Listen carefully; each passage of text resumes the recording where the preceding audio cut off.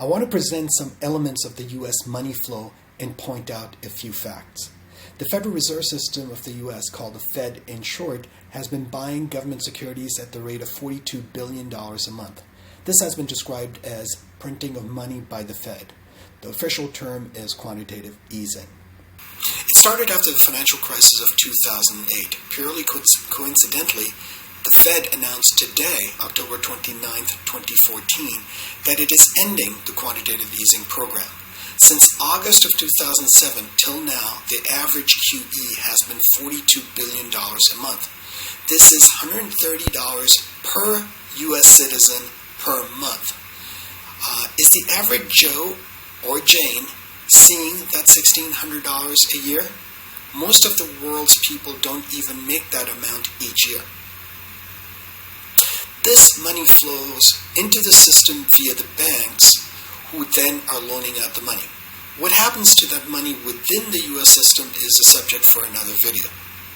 However, I do want to compare it to the money that flows out of the U.S. In July of 2014, the U.S. had a trade deficit of $40.5 billion. $40.5 billion went out than came in. So where did the money go? Well, we have a trade deficit of $30.9 billion with China in July of 2014. And it was $6.4 billion with Germany, and it was $3.2 billion with the rest of the world.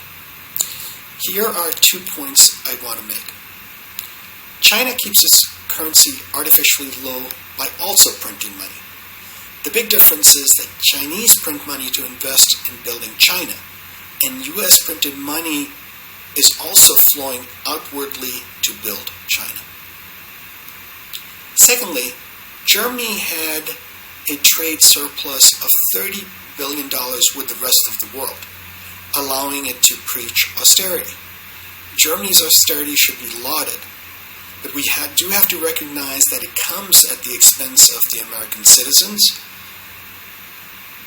who are getting into a greater fiscal hole, and it causes the weaker European economies to struggle more. The average youth unemployment rate for Greece, Spain, and Italy is 50%.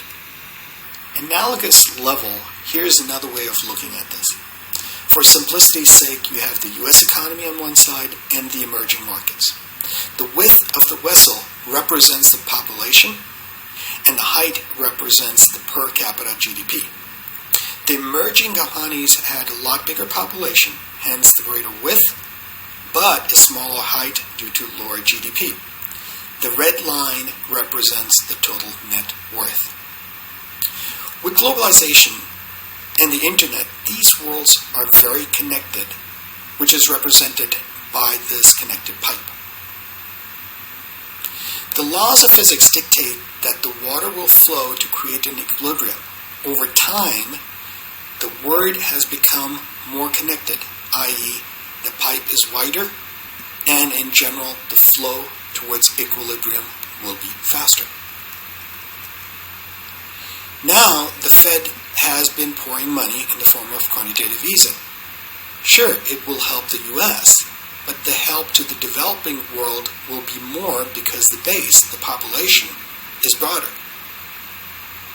I understand the Keynesian economist's view of generating demand and growth by injecting money, but there is not enough discussion around the current environment where we print large amount of money to flow into the system and it flows right out of the system.